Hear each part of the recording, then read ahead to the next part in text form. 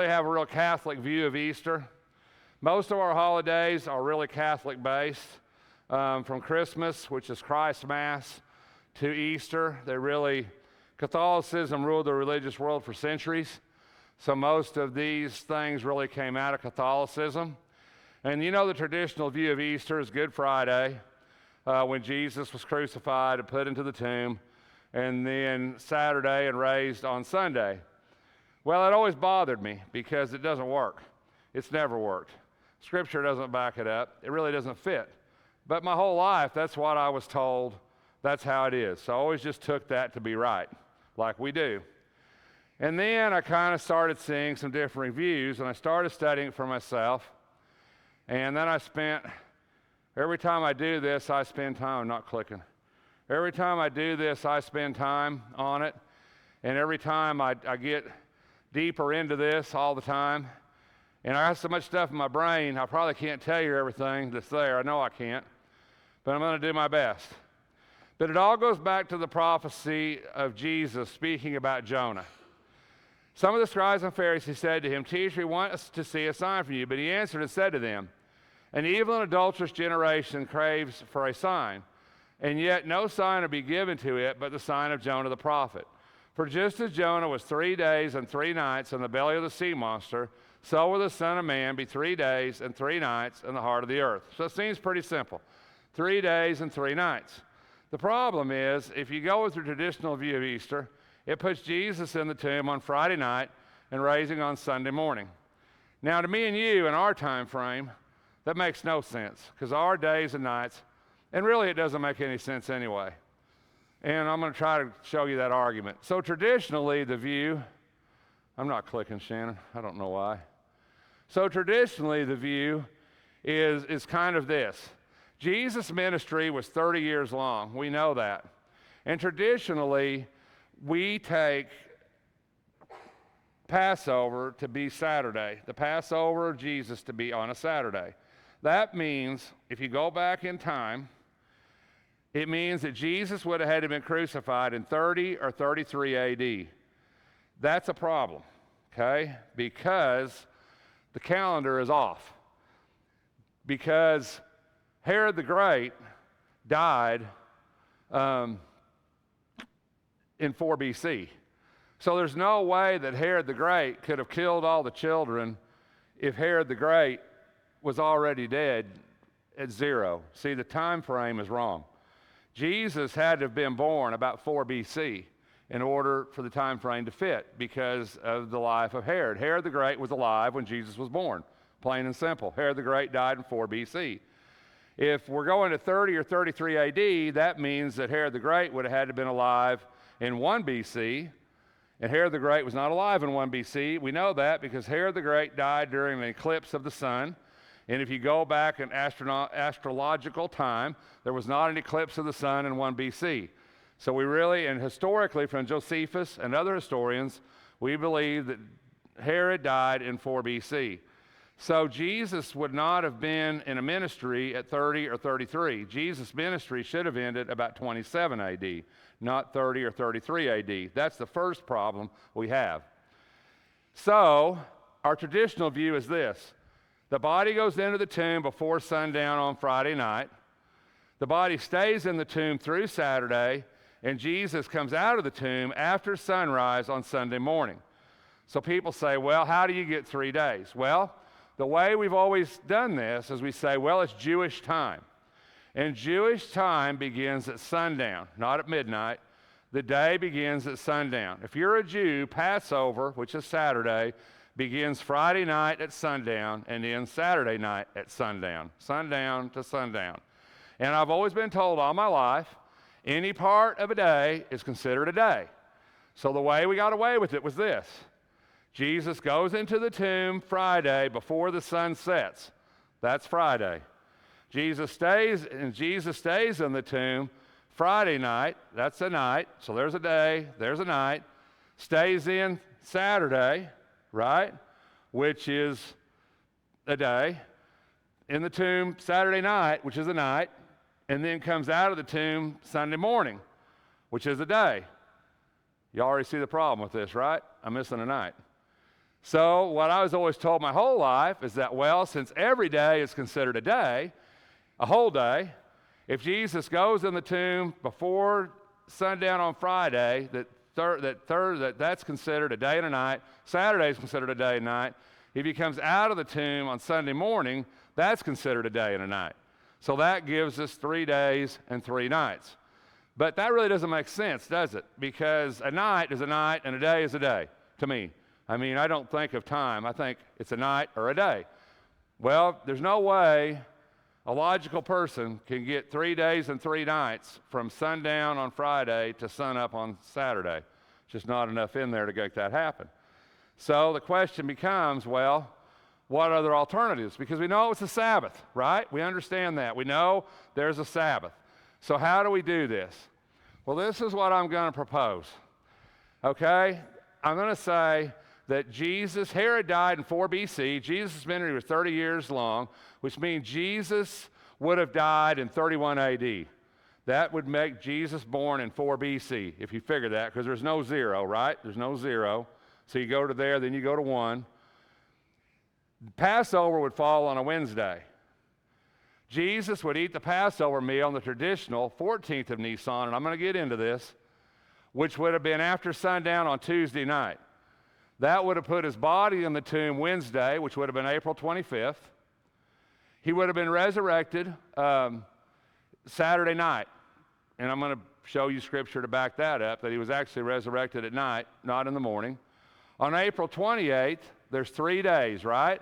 There's Thursday, Friday, and Saturday, 3 nights, Wednesday night, Thursday night, and Friday night, and an empty tomb on Sunday morning.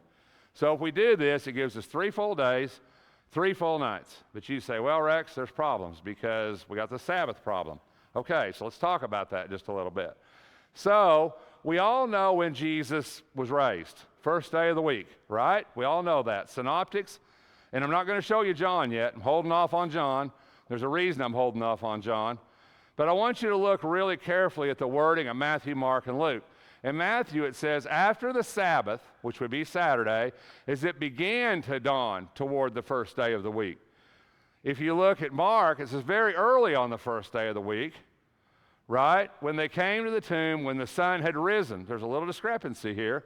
In Luke, it says on the first day of the week at early dawn.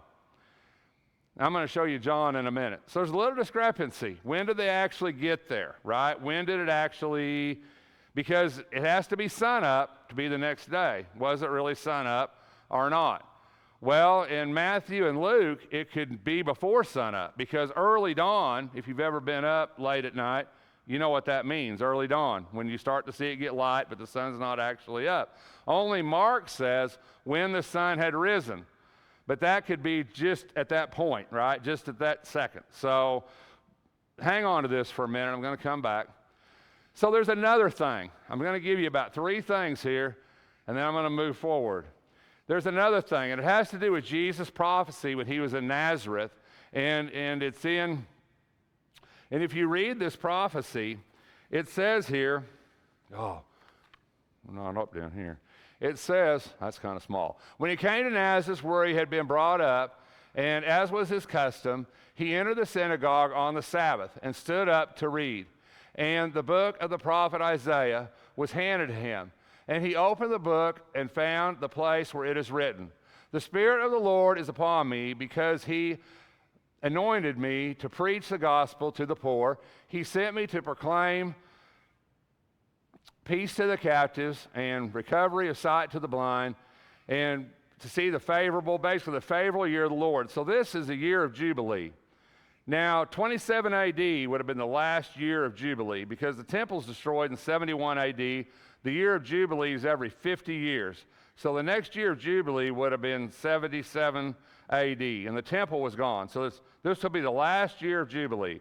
So Jesus said basically from Isaiah that my ministry is going to start in the year of Jubilee, because that's what the year of Jubilee was proclaim a favorable year of the Lord. And that would fit in with this. That would be the 27 AD, which would have been the beginning of Jesus' 3.5-year ministry. So this is just something else to kind of add to this scenario. So if that's true, then that really makes sense, because when Jesus states his prophecy that he's proclaiming a favorable year of the Lord, that's the year of Jubilee, that's 27 AD, that puts Jesus right in the right spot. He's going to die in 31 AD, which is when the Passover is on a Wednesday. Everything fits, okay? This really fits. And it fits really, really well. There's more to the year of Jubilee that we can go into right now, but that's going to put his crucifixion in 31 AD if his ministry starts on the year of Jubilee according to the prophet Isaiah, which is 27 AD. Okay, so you say, well, Rex, what about multiple Sabbaths? Well, that's the thing. And if you read Leviticus 23, it says, for 6 days work may be done, but on the seventh day there is a Sabbath of complete rest, a holy convocation. You shall not do any work. It is a Sabbath to the Lord in all your dwellings. These are the appointed times of the Lord, holy convocations which you shall proclaim at the times appointed for them. In the first month, on the 14th day of the month, at twilight, is the Lord's Passover. Then on the 15th day of the same month, there is the feast of unleavened bread to the Lord. For 7 days you shall eat unleavened bread. On the first day you shall have a holy convocation. You shall not do any laborious work. But for 7 days you shall present an offering by fire to the Lord. On the seventh day, a holy convocation. You shall not do any laborious work. So when Passover starts, you have a Sabbath day, a day of holy convocation. So even though we always think of the Sabbath being on a Saturday, that's not always the case. There's a Sabbath at the beginning of Passover. Now, that should be the 14th. This is a little bit of a problem, and I'll get into that. That should be on the 14th day of Nisan. And since it's on a set day and not a day of the week, that means that Sabbath can fall on any day of the week, just like Christmas or Easter or any of those holidays can fall, or Christmas or whatever, can fall on any day of the week. So in this particular year, 31 AD, it would have fallen on a Wednesday. 14th of Nisan would have fallen on a Wednesday. So let's see if we can work with that a little bit. I just figured this out. Is it my next slide? I just figured this. Well, let's do this one. I really found something neat tonight. The passage tells us that the Passover is on the 14th and the Feast of Unleavened Bread begins on the 15th. They are back to back. The first day, the last day of the Feast of Unleavened Bread is a Sabbath. This is a special Sabbath, and it's called a high Sabbath. And I'm going to show you that scripture where it says that they wanted the bodies down because it was a high Sabbath. Not a regular Sabbath, it was a high Sabbath. My whole life I heard it was a high Sabbath because the Passover Sabbath and the Saturday Sabbath fell on the same day. But in Judaism, that's not necessarily the truth. I love this. I just found this tonight. Had never found this before, and I had to. It's kind of interesting. Had to get into my little Greek hat on, but in Matthew 28:1 it says, now after the Sabbath, as it began to dawn toward the first day of the week, Mary Magdalene and the other Mary came to look at the grave. Not a good translation. Didn't know this till tonight. This took me like 3 hours to figure this out. So anyway, so once again, good old Young's Literal comes through in a clinch.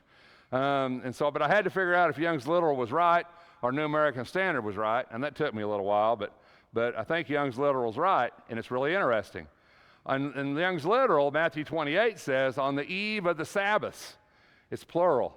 On the eve of the Sabbaths, at the dawn, toward the first of the Sabbaths, came Mary Magdalene and the other Mary to see the sepulchre. Multiple Sabbaths. Never knew that till today. Just found that. So in Matthew 28:1, Sabbaths is plural. So Matthew says, oh, there's more than one, which is really fascinating to me.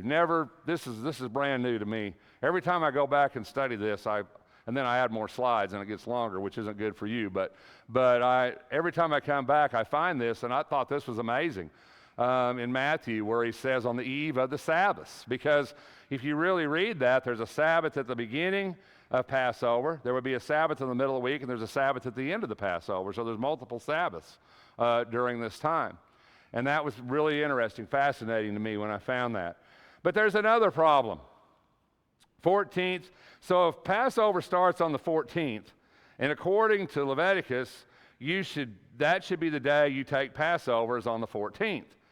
But you and I both know that Jesus took Passover meal. We consider it Passover meal, and there's some argument about that. But Jesus took the Passover meal with his disciples the night before he was taken away, right? And we also know from the scriptures that the Jews were considered the day Jesus was in trial, the day of preparation. They were going to kill the Passover lamb that night and then take Passover the next day. So what is it? Is it the 14th of Nisan or the 15th of Nisan? And that's something that I struggled with this timeline for a little bit. But then I had to go back and look at Ezekiel, had to go back and look at Hezekiah, I had to go back and look at Hosea, had to go back and look at this time of these kings. And what I found was that in the Old Testament, the priests or the kings decided that instead of everybody doing their own Passover lamb, the priests would slay the Passover lamb because there were so many people. Does that make any sense? The priests would do it for everybody. And it was more of a communal Sabbath. And when they did that, they shifted the actual eating of the Passover lamb to the 15th instead of the 14th. So some Jews still took it on the 14th, which would have been the traditional time. But most of the Jewish hierarchy, the Pharisees, the Sadducees, the priests, they took it on the 15th, which would technically be the day after that. That helps us. So by the time of Jesus' order to accommodate the centralized Passover celebration, which extended throughout the 14th, they interpreted at twilight or between the evenings to mean between 3 and 6 p.m. So they killed the Passover lambs at that time on the 14th, which would have been a Wednesday night, and eating the Passover meal later in the evening, which would be on the 15th, because it would have been after sunset. Jesus did not do this. He ate the Passover meal with his disciples on the 14th, which would have been Tuesday night, when it began at evening time, because time goes evening to evening. Am I thoroughly lost everybody at this point? I'm really sorry. I'm doing my best. So what happens is this is the problem. Let me try to explain the problem. So the problem is this.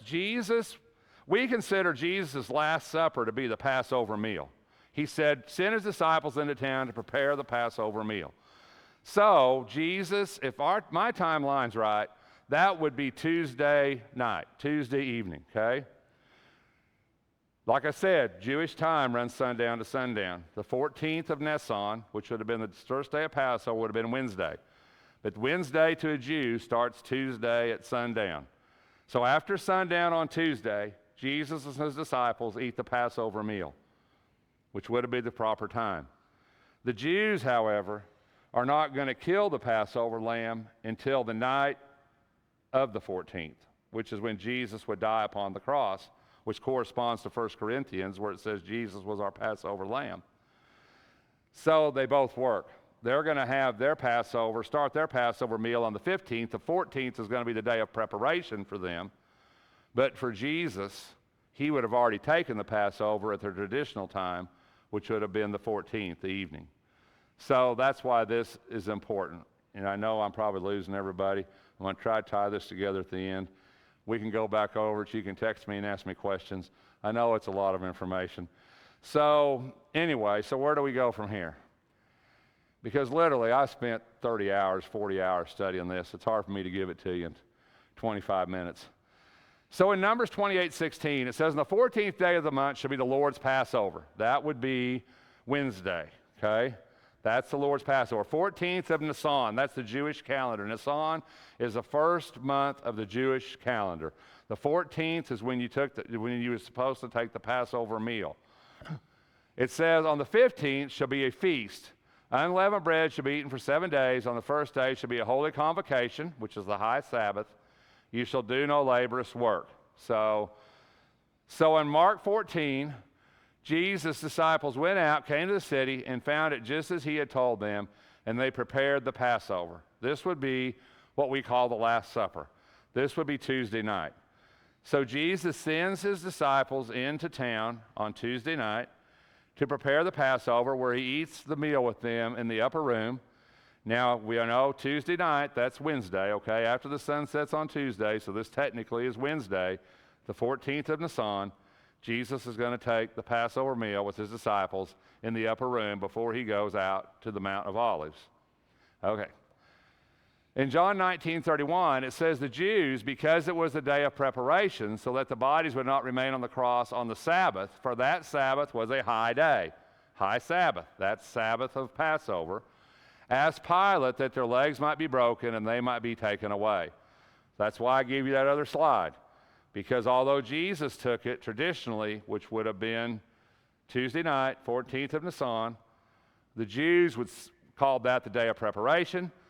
They would slaughter the Passover lamb on that evening, and they would take the Lord's Supper on the 15th of Nisan. It really corresponds with what Jesus did, because Jesus died historically, traditionally, biblically.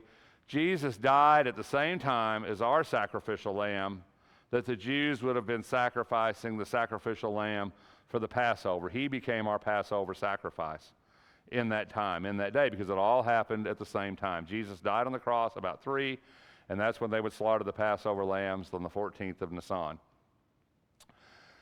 So that would be Wednesday.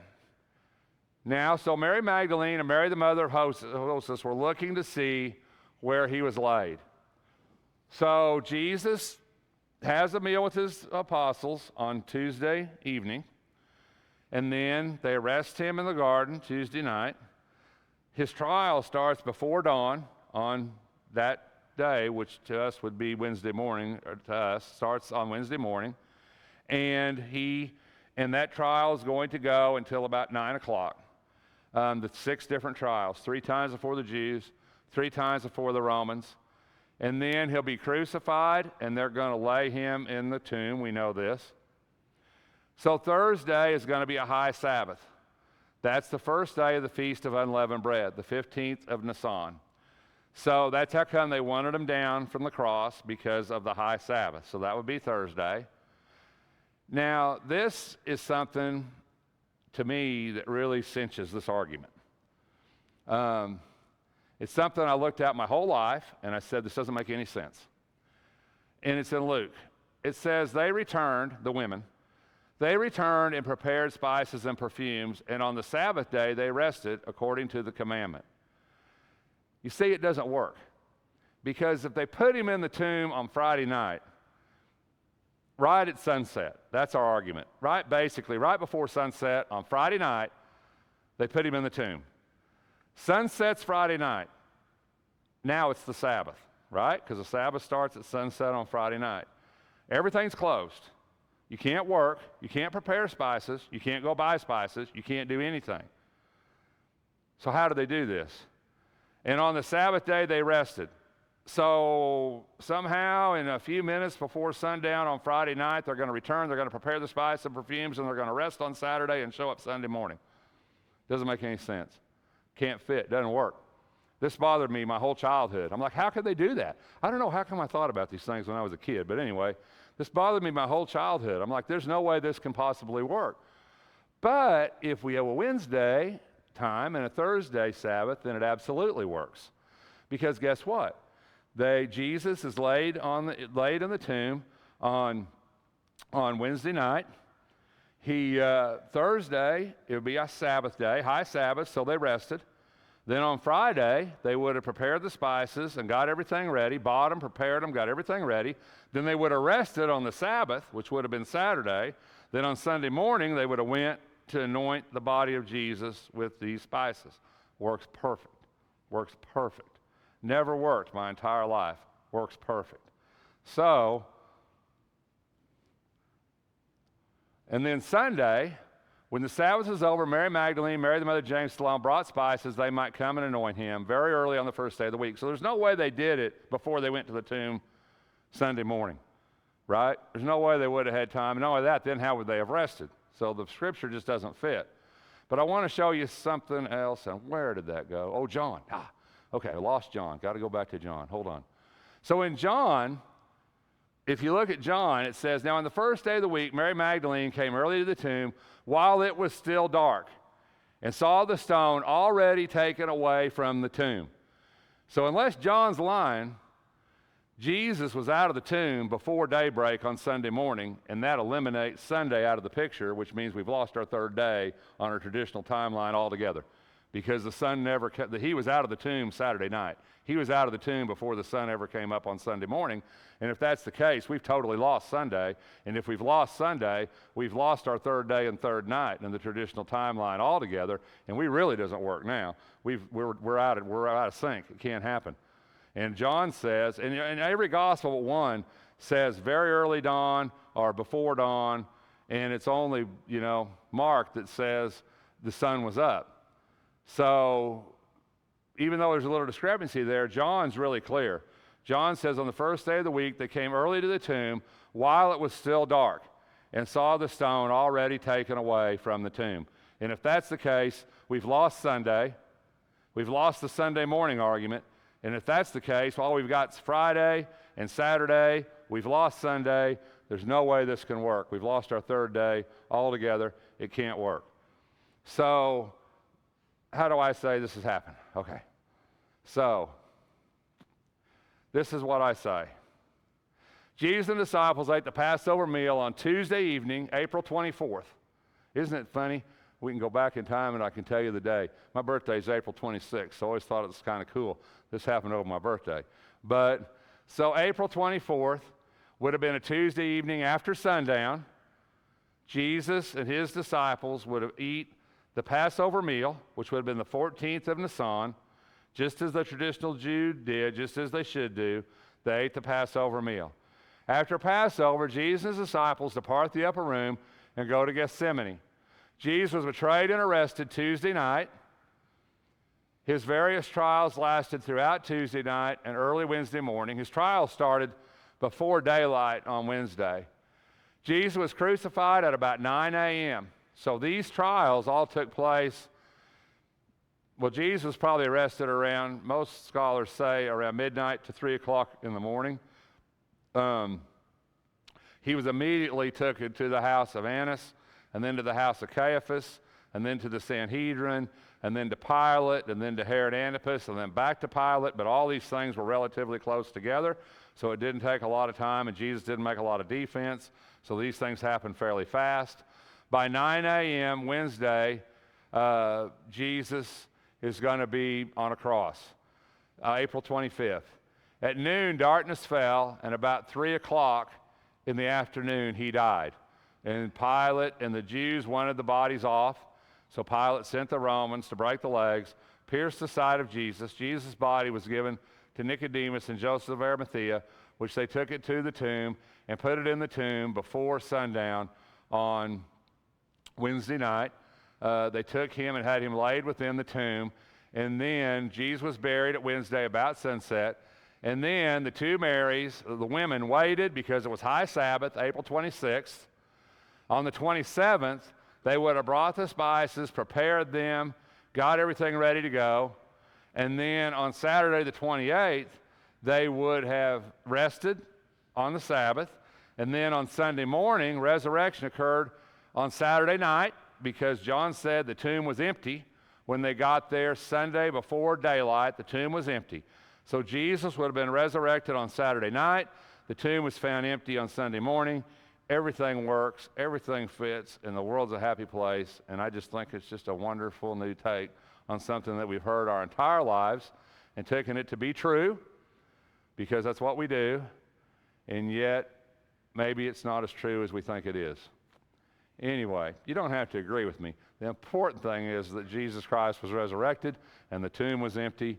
But I just think it's interesting to me how tradition sometimes, we say, well, tradition, we don't get hung up on it, but we do, right? We do get hung up on it. And my whole life, my entire life, it's been, Good Friday and Resurrection Sunday.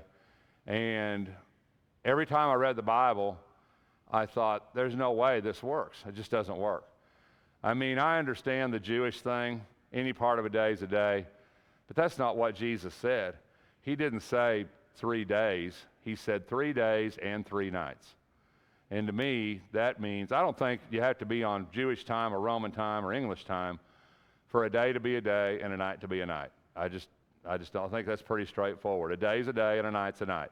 I think if I told you all night, you would know what that means. Even in our time, if I said, I'm going to stay up all night tonight, you would know that I meant I'm not going to go to sleep once the sun sets till the sun gets up. That's pretty straightforward. And I don't think that's changed. I don't think history changes that thought. So I just think if you really look at everything, the year of Jubilee, the prophecy of Jesus Christ, the high Sabbath, the tradition when the Jews took the Passover, the 3 days and 3 nights in the tomb, the preparing the spices and resting on the Sabbath before they went back to Jesus. I think if you consider those things logically, you have to come to the conclusion that the Friday to Sunday scenario just simply does not fit Scripture. So anyway, if nothing else, I hope you find it interesting. And if there's anything that we can do for you tonight, let us know while we stand.